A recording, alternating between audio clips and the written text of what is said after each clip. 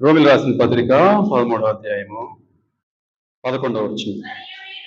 మరియు మీరు కాలము నెరిగి నిద్ర మేల్కొని వేళ అయినదని తెలుసుకొని అలాగు చేయండి. మనము విశ్వాసులమైనప్పటికంటే ఇప్పుడు రక్షణ మనకు మరి సమీపంగా ఉన్నది.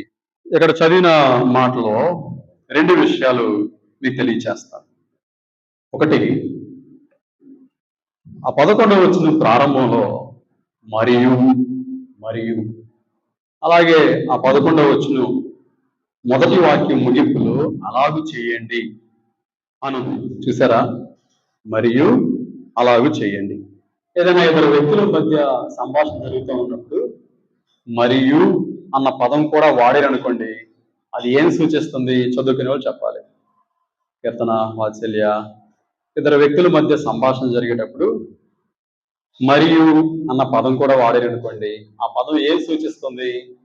ఇంకా ఉంది, లేకపోతే గనక చెప్పిన మాటకు ముందు ఏదో ఒకటి చెప్పారు, దానితో పాటుగా ఇది కూడా అన్నమాట. ఈ మరియు అన్నమాట అలాగే అలాగు చేయండి అన్న మాటల గురించి వివరణ కోసం మొదటి కాలం నెరగాలి, రెండవది నిద్ర మేలుకునే సమయం అని తెలుసుకోవాలి. తర్వాత అలాగు చేయండి అని అంటున్నారు. ఎందుకు కాలం నెరగాలి? ఎందుకు నిద్ర మేలుకోవాలి? ఏం చేయాలి? పైకి చదివితే 8వ వచనం నుంచి, ఒకరినొకడు ప్రేమించడం విషయంలో తప్ప మరేమీ ఎవనికి అచ్చి ఉండవద్దు. పొరుగు వాడిని ప్రేమించువాడే ధర్మశాస్త్రము నెరవేర్చిన వాడు. ఒకటి, మొదటిగా పక్కవారిని ప్రేమించే విషయంలో తప్ప మరి ఎవ్వరికి ఏది కూడా అప్పు ఉండకూడదు అన్న విషయాన్ని పౌలు గారు స్పష్టం చేస్తున్నారు. ప్రేమ అనే విషయాన్ని ఎందుకు పౌలు గారు ఇంత గొప్పగా చూపిస్తున్నారు? ఈ రోజుల్లో సామాన్యంగా సంఘంలో అయినా సమాజంలో అయినా చాలా కొరతగా కనబడే ఒక అంశం ఏంటి అని అంటే ప్రేమ. ప్రేమించలేకపోవడం, ప్రేమించకపోవడం. 13వ అధ్యాయం 12వ వచనం ఒకసారి చదువుతాం. అవునండి.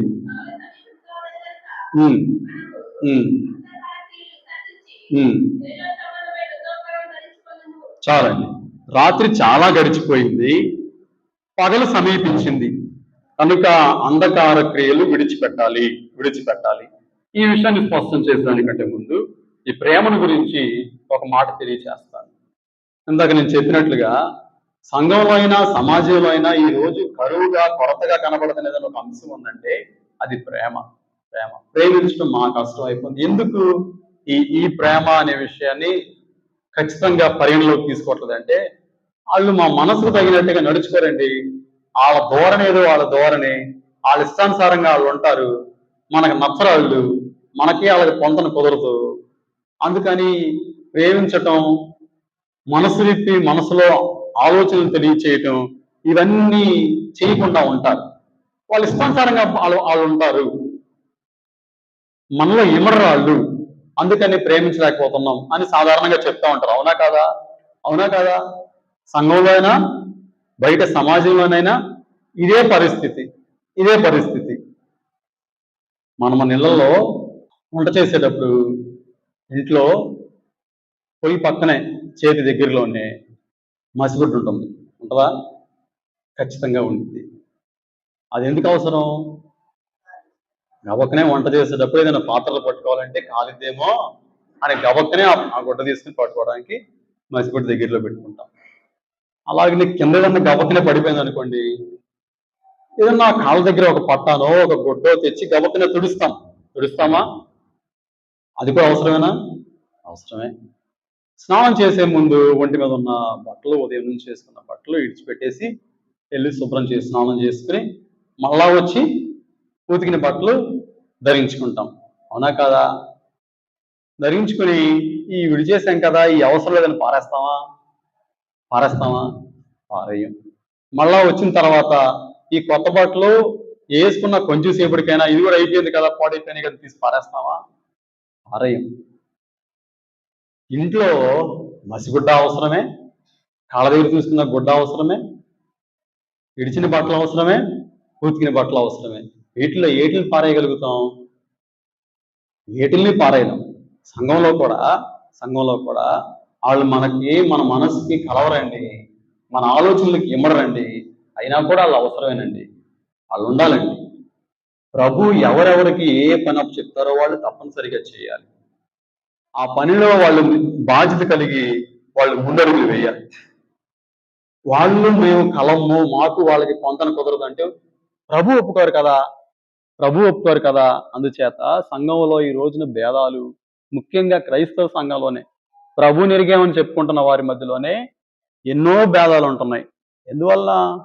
ఎందువలన మనసు కుదరక. ఆంటీకి ప్రస్తుతానికి 2 పిల్లలు, కీర్తన, హెప్సిబా.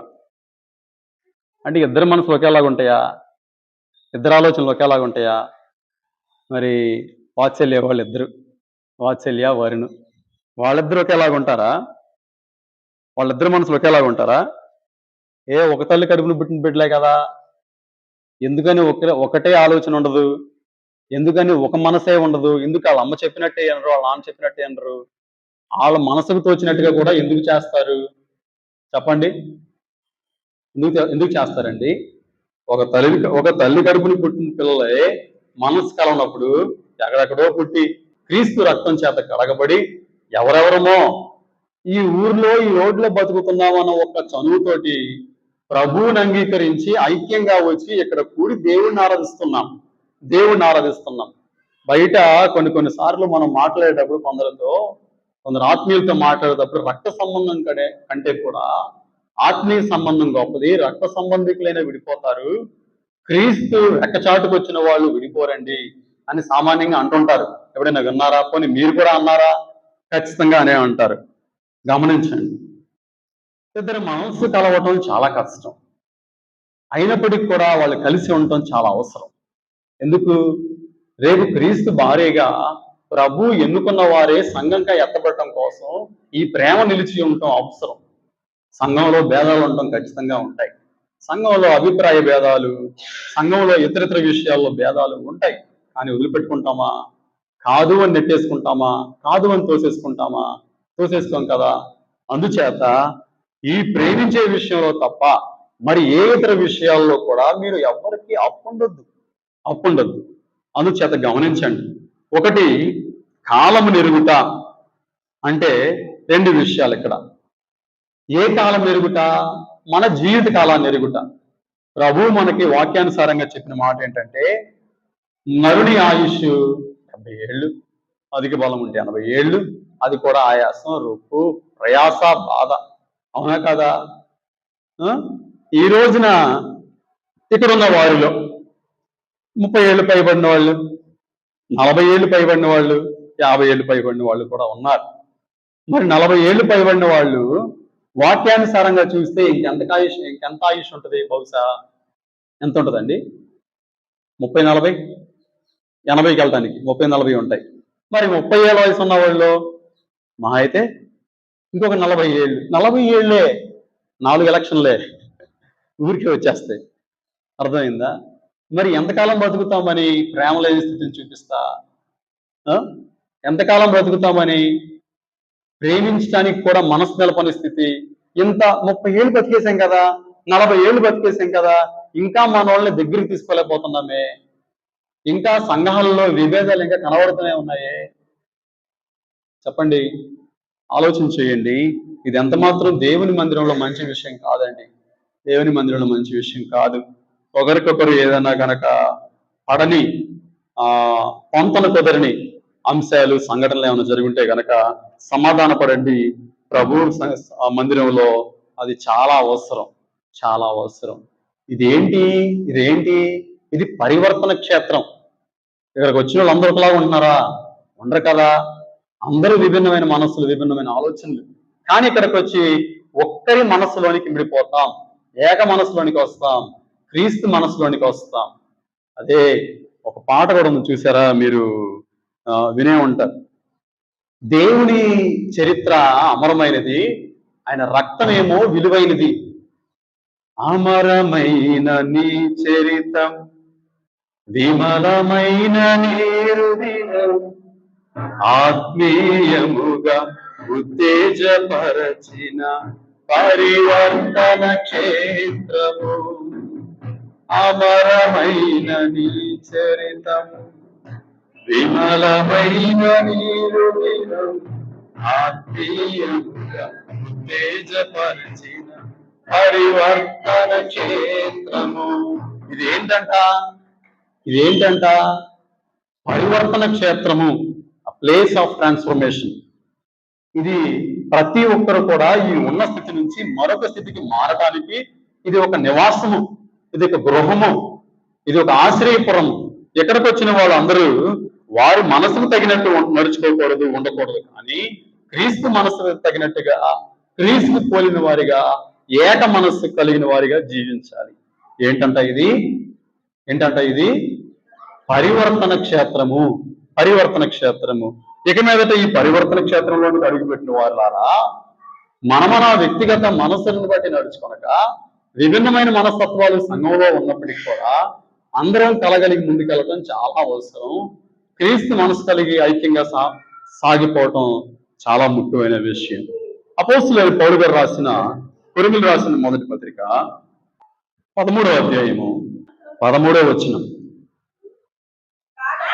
కాగా విశ్వాసము, నిరీక్షణ, ప్రేమ, ఈ మూడు నిలిస్తే వీటిలో శ్రేష్టమైనది ప్రేమ మాత్రమే. ఈ క్రైస్తవ భక్తి చేస్తున్న మనము కొన్ని ప్రామాణ్యాల మీద మన భక్తిని ముందుకు తీసుకెళ్తాం. 1 విశ్వాసం, 2 నిరీక్షణ. వీటికి జోడుగా ప్రేమను కూడా కలగలిపితే, విశ్వాసం లేకపోతే మనకు రాం కదా.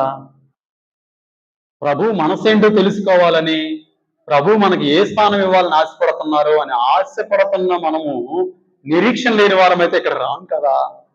అవునంటారా కాదంటారా? ఈ రెండు కలిగి జీవిస్తున్న మనం ప్రేమ లేకపోతే గనక వ్యర్థులమే. ఈ మూడు గనక తక్కిట్లో చేస్తే ప్రేమే ఎక్కువ తూగిద్ది బహుశా. మరి అది లేకపోతే ఏంటి? అది లేకపోతే ఎలాగా? అందుచేత ఎంత బడాయిపోయేవాళ్ళైనా, ఎంత పెచ్చిరిల్లిపోయేవాళ్ళైనా ఒకసారి మంచాన పడ్డారనుకోండి, వాళ్ళ బడాయి వాళ్ళ పెచ్చిరిల్లిపాటు కనబడిద్దా? ఒకసారి ఏదన్నా అనుకోని విపత్తు వచ్చిందనుకోండి, వాళ్ళ మాటలు, వాళ్ళ అహం, వాళ్ళ గర్వం అలాగే ఉంటుందా? ఉండదంటారా? ఉండదు. ఏమైపోద్ది? నైజమేగా. ఎందుకు బయటపడట్లా? గమనించండి.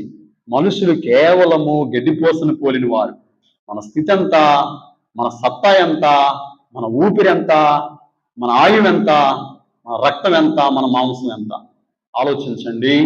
దేవుని సంఘంలో ప్రభు పాదాలు పట్టుకుని వ్యక్తిగతంగానైనా ఆధ్యాత్మికంగానైనా నానాటికి క్రీస్తుకు సరిపోయే వారిగా మనం ఉంటున్నామా లేదా అని పరీక్షించుకోవడం చాలా అవసరం. విభిన్న మనస్సులను బట్టి భేదాలు చూపించుకోవద్దు, కానీ ప్రభు రెక్కచాటుకు వచ్చి ఏక మనస్సుతో జీవించడం చాలా అవసరం. కొరింథీయులకు రాసిన మొదటి పత్రిక 15వ అధ్యాయము 34వ వచనం. నీతి ప్రవర్తన గలవారై మేల్కొని పాపము చేయకుడి. దేవుని గురించిన జ్ఞానము కొందరికి లేదు. మీకు సిగ్గు కలుగుటకై ఇట్లు చెప్తూ ఉన్నాను. చాలండి, గమనించండి. ఇక్కడ ఒక విషయం స్పష్టం చేస్తాను. నీతి ప్రవర్తన గలవారై మేల్కొని పాపం చేయొద్దు అని చెప్తున్నారు. ఏం ప్రవర్తన అండి? నీతి ప్రవర్తన. నీతిమంతులు ఉన్నారా? ఏం చెప్తుంది రోమా 3:23? నీతిమంతులను ఒక్కడు లేడు, అందరూ పాపం చేసి దేవుని మహిమను కోల్పోయారు. నీతిమంతుడు లేరు, కానీ నీతి ప్రవర్తన కలిగి ఉండాలి. ఎలాగా?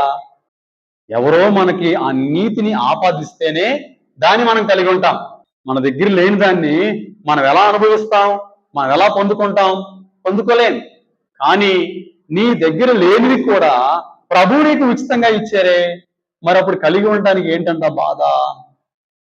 అపోస్తలుడైన పౌలు గారు రాసిన కొరింథీయులకు రాసిన 2వ పత్రిక 5వ అధ్యాయము 21వ వచనం. ఎందుకనగా మనం ఆయన యందు దేవుని నీతి అగునట్లు పాపమెరుగని ఆయనను మన కోసము పాపముగా చేసెను. చాలండి, గమనించండి. ప్రభు ఎప్పుడు కూడా, దేవుడు ఎప్పుడు కూడా పాపాన్ని అసహించుకున్నారా, పాపిని అసహించుకున్నారా? పాపాన్ని అసహించుకున్నారు, పాపిని అసహించుకోలేదు కదా. తిరుగుబాటుతనంగా ప్రవర్తించారా వీళ్ళు, నమ్మక ద్రోహం చేశారా వీళ్ళు, చేయరాని కార్యం నా పక్షానే చేశారా వీళ్ళు. అలా తోసేద్దామా? అలా చేసిన పనిని క్షమించేద్దామా? చెప్పండి, అలా తోసేద్దామా? వాళ్ళు చేసిన పనిని క్షమిద్దామా? మనసు వచ్చిద్దా? మనసు వచ్చిద్దా? ప్రభువుని హింసిస్తుంటే, చంపేయడానికి జనమందరం మీద పడితే, మానుపైకి ఎక్కిస్తే తండ్రిని వేడుకుంటున్నారు, తండ్రి వీరేం చేస్తున్నారో వీరికి తెలియదయ్యా అని ప్రభు అంటున్నారు. దేవుడు సైతమే ఆ క్షణంలోనే వాళ్ళని క్షమించేశారు. నువ్వు నేను ఎంతండి? మనం ఎందుకండి సంవత్సరాలు గూడు కట్టుకుంటాం? మనం ఎందుకండి రోజులు దాన్ని గూడు పెట్టుకుని పెంచి పోషిస్తాం? దేవుడు సైతమే ఆ క్షణంలోనే క్షమించారు కదా, మనం ఎందుకు ఆ క్షణంలోనే క్షమించకూడదు? నష్టపోతామా? అవమానమా? తలంపుల స్థితి? క్రీస్తు కంటే కూడా అవమానం వచ్చిద్దా? క్రీస్తు పొందిన తలవంపుల స్థితి కంటే కూడా మన తలవంపులు అయిద్దా? ఆలోచించండి. ఇక్కడ ఒక విషయాన్ని స్పష్టం చేస్తాను, చూడండి. ఎందుకనగా మనమాయన యందు దేవుని నీతి ఎగినట్లు పాపమెరుగని ఆయనను మన కోసము పాపముగా చేసెను. గమనించండి, ఇందాక నేను ఒక మాట చెప్పాను. దేన్ని అసహించుకుంటామన్నాము? పాపమును అసహించుకుంటామన్నాం. పాపిని అసహించుకుంటానన్నానా? లేదు కదా. మరి ఇప్పుడు క్రీస్తు పాపిగా చేయబడ్డారా, పాపముగా చేయబడ్డారా? ఇక్కడ చదివిన మాట ప్రకారం క్రీస్తు పాపి అని పిలువబడ్డారా, క్రీస్తే పాపంగా చేయబడ్డారా? మన కోసము పాపముగా చేసెను. ఈ రోజు ప్రభు ఏమైపోయారు? అసహ్యం పొందుకోవాల్సిన వ్యక్తి అయిపోయాడు, వ్యసనాక్రాంతుడైపోయాడు. యెషయా గారు కూడా, ప్రవక్త యెషయా గారు కూడా 53లో రాస్తాడు, మనుషులు చూడ నొల్లని వాడిగా ప్రభు అయిపోయారు. చూడటానికి కూడా ఆ మొహం వికారం అయిపోయింది. అసహ్యం అనేంతగా ప్రభు వికారం అయిపోయారు. దేని కొరకండి? నీతి ప్రవర్తన కలిగి నడుచుకుంటూ పాపాన్ని విసర్జించమన్నారే పౌలు గారు. ఆ నీతి ప్రవర్తన మనకి ఎలా వస్తుంది? దేవుని నీతి మనలో కలగటానికి, మనలో ఉన్న పాపం ప్రభు పులుముకున్నారు, ప్రభు పైన ఉన్న నీతి మన పైన పులిమారు. ఇప్పుడు నీతి వచ్చిందంటారా, రాదంటారా? వచ్చిందంటారా, రాలేదంటారా? ఆ మాట మళ్ళా చదువుదాం. ఇప్పుడు చదివిన మాటే 5:21. ఎందుకనగా మనం ఆయన యందు దేవుని నీతి, ఎవరి నీతి? దేవుని నీతి అగినట్లు పాపమెరుగని ఆయనను ఎవరి కోసమో మన కోసం నీతిమంతుడు పాపాత్ముడైపోయాడు. మన కోసం దేవుని నీతిని ఆ దేవుడు మనకు అనుగ్రహించాడు. ఈ రోజున ప్రభువు ఆయన లక్షణాన్ని, దివ్య లక్షణాన్ని ఉచితంగా ఇచ్చారండి. కలిగి లేకపోతే, పట్టుకుని జీవించకపోతే తప్పు దోషం ఎవరిది? మనదే. ఆలోచించండి. దేవుని నీతి మనకు ప్రభువు ఉచితంగా అనుగ్రహించిన నీతి. విడిచిపెట్టకుండా నమ్మకంగా బ్రతుకుదాం. నీతి ప్రవర్తన విడిచిపెట్టకుండా, యథార్థతను మరవకుండా జీవిద్దాం. అందుచేత ప్రభు యాతన, వేదన, యెషయా గ్రంథం 53లో ప్రవక్త రాసిన మాటలు తలపోసుకుంటూ, అయ్యో ఓ భగవంతుడా, నీ నీతి నాకివ్వడం కొరకు నా స్థానం అంతా నువ్వు తీసుకుని అలాగే వ్యసనాక్రాంతుడు అయిపోయావు, వ్యాధిని అనుభవించిన వాడవయ్యావు, హింసను పొందావు, నా కోసమే నాయనా అని ఎప్పుడు కూడా దేవుని ముఖం చూస్తూ మన భక్తిని ముందుకు తీసుకెళ్లాల్సిన అవసరత ఉంది. ఎఫెసీయులకు రాసిన పత్రిక 5వ అధ్యాయం 14వ వచనం. అందుచేత నిద్రించుచున్న నీవు మేల్కొని మృతులలో నుండి లెమ్ము, క్రీస్తు నీ మీద ప్రకాశించునని ఆయన చెప్పుచున్నాడు. రోమీయులకు రాసిన పత్రిక 13వ అధ్యాయము 11వ వచనం, 12వ వచనం. మరియు మీరు కాలము నెరిగి నిద్ర మేల్కొని వేళ అయిందని తెలుసుకుని అలాగూ చేయండి. మనము విశ్వాసులమైనప్పటికంటే ఇప్పుడు రక్షణ మనకు మరి సమీపముగా ఉన్నది. చాలండి, గమనించండి. ఇక్కడ విషయం చూడండి.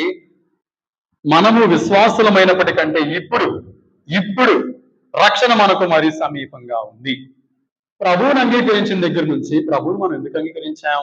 మన రక్షకుడనే కదా, మన పాపాన్ని తీసేసాడనే కదా అంగీకరించాం కదా, ఆ విశ్వాసంలోనికి వచ్చాం.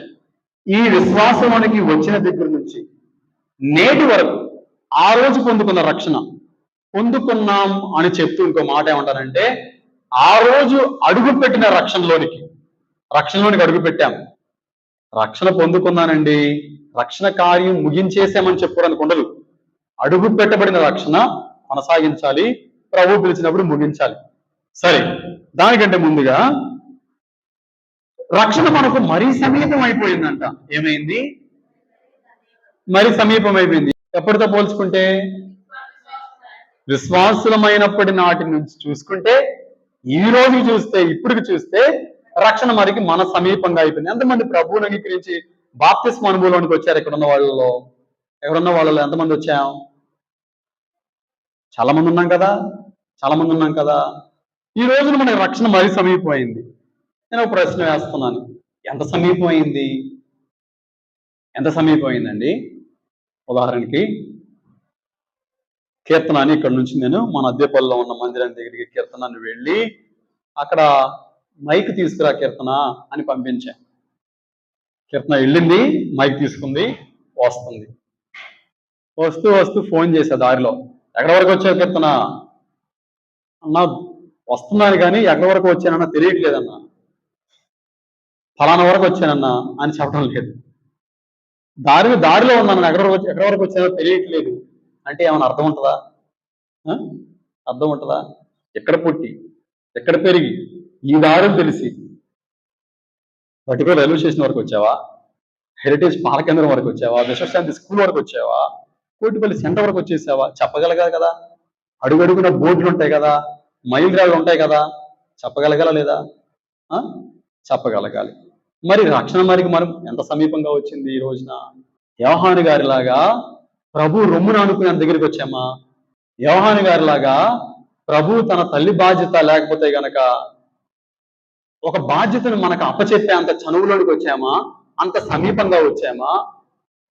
నిన్ను ప్రేమిస్తున్నాను అని ముమ్మారు చెప్పిన పేతురు విపత్తు రాగా విడిచిపెట్టేశాడే, ఆ పేతురు ప్రభువే తన పరిచయను, తన సంఘాన్ని కట్టగలిగే అంత ఉన్నత పరిణితిలోనికి చెందాడే, అంత పరిణితిలోనికి వచ్చామా? పేతురు, నువ్వు ఒక మీదంటే కేఫా అనబడదువు, నీవు రాయివి, నీ మీద నా సంఘాన్ని కడతాను. ప్రభు తన సంఘాన్ని వొంకిన వాడి మీద కట్టగలిగే అంత చనువులోనికి వచ్చామా? అంత దగ్గరికి వచ్చామా? ఎంతవరకు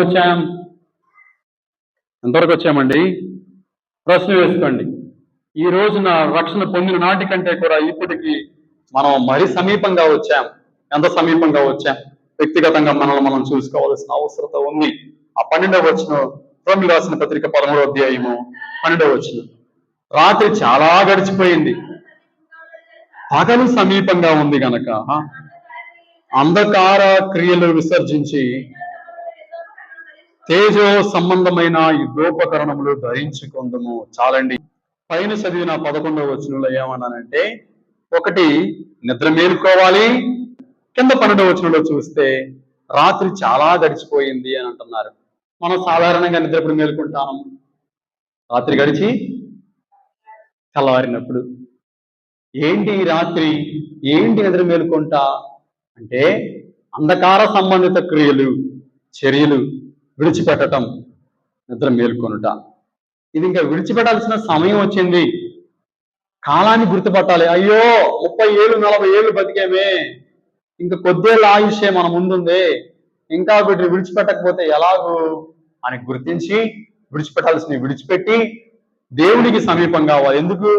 పగలు సమీపించింది కదా, రాత్రి గడిచిపోయింది కదా, అంధకార క్రియలు కూడా విడిచిపెట్టాలి కదా. విడిచిపెట్టి పగలకు చేరువయ్యామని గనక వెలుగు సంబంధమైన క్రియలనే మనం జరిగించాలి. ఇప్పుడు చదవండి, ఎఫెసీయులకు రాసిన పత్రిక 5వ అధ్యాయం 14వ వచనం.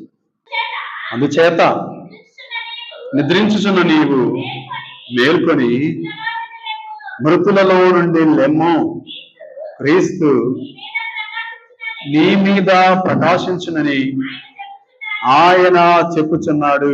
చాలండి చాలండి. అందుచేత నిద్రించుచున్న నీవు మేల్కొని మృతులలో నుండి లెమ్ము లెమ్ము లెమ్ము లోమో అని నన్ను ఉత్తేజపరచు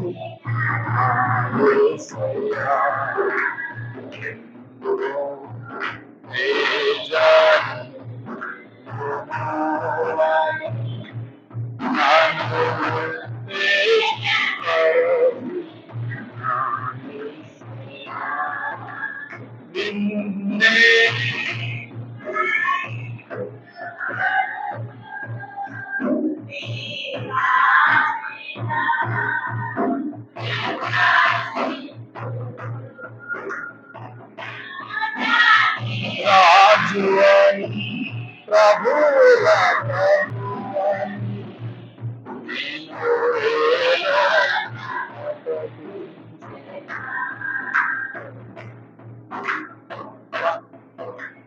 రాజాది రాజువని ప్రభువుల ప్రభువని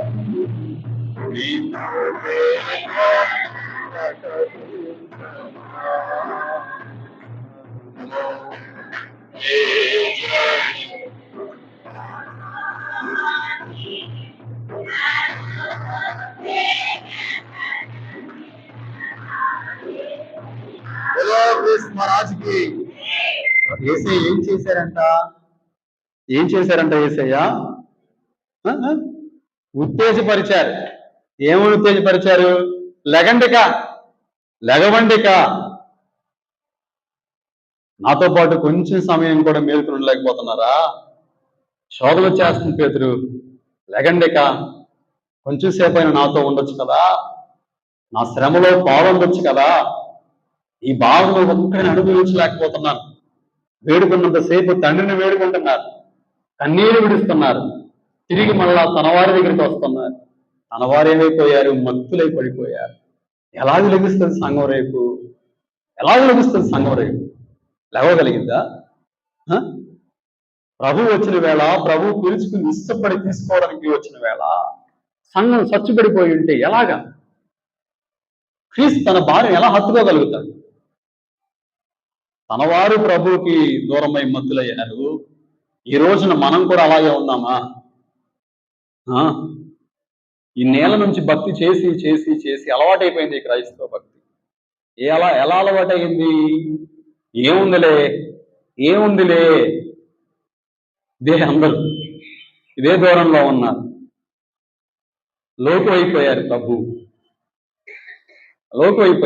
అవలేదా అండి? మన మనస్సు, మన నోరు చెప్పకపోయినా కూడా మన మనస్సు ఏంటో మనకు చెప్తుంది. ఎంతమందిని ప్రతిరోజు ప్రభు పాదాల చెంత కూర్చుని, అయ్యా నీకు తగినట్టుగా నేను ఉంటున్నానా లేదా, నీ మనసును నేను గ్రహించుకోగలుగుతున్నానా లేదా, నేనేం చేయనయ్యా నీ కోసం ఎప్పుడు కూడా దేవుని దగ్గర నుంచి అడిగి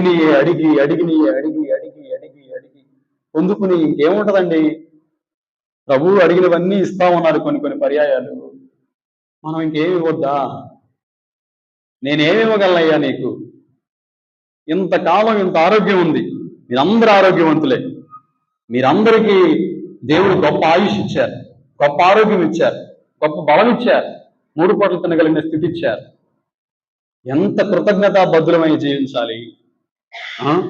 కేవలం ప్రభు ఇచ్చినది అనుభవించడం కొరకు మాత్రమేనా? అదండి. అయ్యా నేను ఏమివ్వగలను నీ కోసం? సంఘం అడగాల్సిన తీరు ఇది. అందుచేత ఆలోచించండి, దృష్టించండి. లెగాల. ఎక్కడికి లెగాలి? నిద్రలో నుంచి పైకి లెగాల, అంధకార క్రియలో నుంచి పైకి లెగవాలా, ప్రభు మనసుకు తగినట్టుగా నడుచుకోవాలా, దేవుని రొమ్మును ఆనుకునేంత చనువులోకి వెళ్ళిపోవాలా. అందుచేత ప్రభువే చెప్తారు కదా, మత్తయి సువార్త 5:14లో, మీరు ఏమై ఉన్నారు? లోకమునకు వెలుగై ఉన్నారు. అంధకార క్రియలు విడిచిపెట్టాలి. క్రీస్తు నీ మీద ప్రకాశిస్తున్నాడు అని ఇందాక మనం ఎఫ్ఎస్సి 5:14 క్రీస్తు నీ మీద ప్రకాశించునని ఆయన చెప్తున్నాడని చదువుకున్నాం కదా. ఆ ప్రభు మన పైన ప్రకాశింపగా మన పైన ఏం కలిగింది? వెలుగు కలిగింది. ఈ వెలుగు ఈ రోజు మనం ఏం చేయాలి? అనేకుల మీద ప్రకాశింపనీయాలి. ఆడ ఆమె మందిరానికి వెళ్ళిద్ది, కానీ వాళ్ళ బుద్ధి, వాళ్ళ బ్రతుకు, వాళ్ళ స్థితి అదే తీరు. ప్రభు వెలుగు ప్రకాశం అవుతుందా? అయిందా? లేదండి. అది అదృష్టించండి. తెస్సలోనికీయులకు రాసిన మొదటి పత్రిక 5వ అధ్యాయము 5వ వచనం. మీరందరూ వెలుగు సంబంధులను పగటి సంబంధులనై ఉన్నారు. మనము రాత్రి వారము కాము, చీకటి వారము కాము. అవునా? 8 వరకు చదవండి. మెలకువగా ఉండి మందులు కాక యుందుము. నిద్రపోయే వాళ్ళు రాత్రి నిద్రపోతారు, మత్తుగా ఉండేవారు రాత్రి వేళ మత్తుగా ఉంటారు. మనం పగటి వారము, వెలుగు సంబంధికులము, తేజరిల్లింపబడుతున్న వారము, తేజో ఉపకరణములు ధరించుకున్న వారము కనుక మత్తులమై ఉండక విశ్వాస ప్రేమలను కవచముగా రక్షణ నిరీక్షణయు శిరస్త్రణము ధరించుకుందాము. అందుచేత దృష్టించండి, మనం వెలుగు సంబంధము, పగటి వారము, రాత్రి వారము కాము. రాత్రి వారు మత్తుగా నిద్రపోతూ ఉంటారు, చీకట్లో ఉంటారు, అంధకార క్రియల్లో ఉంటారు. ఇక మీదట మనం అలా ఉండక మన పైన ప్రకాశింపబడిన వెలుగు చేత, మనం పొందుకున్న విడుదల చేత క్రీస్తు తగినట్టుగా నడుచుకుందాం. అందుచేత దేవుడి వైపు చూస్తూ ప్రభు మన పైన ప్రకాశించిన ఆ వెలుగు మన మీద ఉంచారు కనుక మనం అనేకుల మీద ప్రకాశించాలి. అది దృష్టిలో ఉంచుకుందాం. ఇప్పుడు మనకి ఏం కలిగింది? వెలుగు ప్రకాశితం కాగా విడుదల కలిగింది. చీకటి నుంచి విడుదల, అంధకార క్రియల నుంచి విడుదల, వెలుగు సమీపం అయింది. దృష్టించండి, ప్రభు మనకిచ్చిన ఇంత గొప్ప రక్షణ భాగ్యం, ప్రభు మనకిచ్చిన ఇంత గొప్ప వెలుగు సంబంధమైన క్రియలు, దేవుని చూస్తూ, దేవుని ముఖమే చూస్తూ మన భక్తిని కడముట్టించాల్సిన అవసరం ఉంది. అందుకే దృష్టించండి, ప్రభు వైపు మాత్రమే చూడండి. కష్టం వచ్చినా మనకు తెలిసింది ఏంటండి? ప్రభు ముఖమే. బాధ వచ్చినా మనకు తెలిసింది ప్రభు ముఖమే. ఆనందం వచ్చినా ప్రభు ముఖమే. ఆయన ముఖం చూస్తూ పెరిగాం ఇంతకాలం. మనసులోనికి తొంగి చూడవాయకనైనా ఆలోచించండి. అంత గొప్ప ధన్యత, అంత గొప్ప దీవెన దేవదేవుడు మనందరికి తండ్రి సముఖము చేరు వరకు ధారాళంగా దీవెన, ఆశీర్వాదము, ప్రభు మనస్సును గ్రహించుకొనగలిగిన ఆధ్యాత్మిక ఉన్నత స్థితి తండ్రి అయిన దేవుడు మనకు మెండుగా దయచేసి దీవించును గాక. ఆమేన్. చిన్న ప్రార్థన. ప్రియమైన పరిశుద్ధాత్మ తండ్రి, మీకు వందనాలు ప్రభువా. మీరు విశ్వాసులు అయిన నాటికంటే కూడా రక్షణ మీకు ఇప్పుడు మరీ సమీపంగా వచ్చింది అన్న పౌలు గారి మాటను జ్ఞాపకం చేసుకుంటూ, ఎంత సమీపంగా వచ్చిందో గ్రహించుకొనగలిగిన భక్తి, ఉన్నత స్థితి మాకు అనుగ్రహించండి. నిండు వందనాలు సమర్పిస్తూ ఉన్నాను. మనస్సు నిలిపి విన్న నీ బిడ్డలైన వారు అందరినీ దీవించిన ఆయన, వారి ఆలోచనలు తగినట్టుగా నీ కృప చొప్పున సఫలపరచు స్వామి. నీ తోడు, నీ కాపుదల, దీవెన హస్తము నిండుగా చాచి దీవించమని ప్రార్థిస్తున్నాను. మీరే తోడు నుండి ప్రభువా. నేను కాదు మాట్లాడింది, నీవే. నీ మాటలు నీవే తెలియచేశావు. అందుచేత నిండు వందనాలు. ఈ ఉపదేశాన్ని విడిచిపెట్టగా నిత్యం మనసులో ఉంచుకుని నీ పాదాల చెంతే బ్రతికి భాగ్యం దయచేయమని ప్రార్థిస్తూ, నన్ను ఏకీభవించిన వారిని, మనసు నిలిపిన వారిని, మా వాక్యమును, ప్రార్థనాంశములన్నిటినీ కూడా నీ కుమారుడు, మా రక్షకుడైన యేసు క్రీస్తు ప్రభు ముఖము చూచి అంగీకరించండి తండ్రి. ఆమేన్. అందరికీ వందనాలు.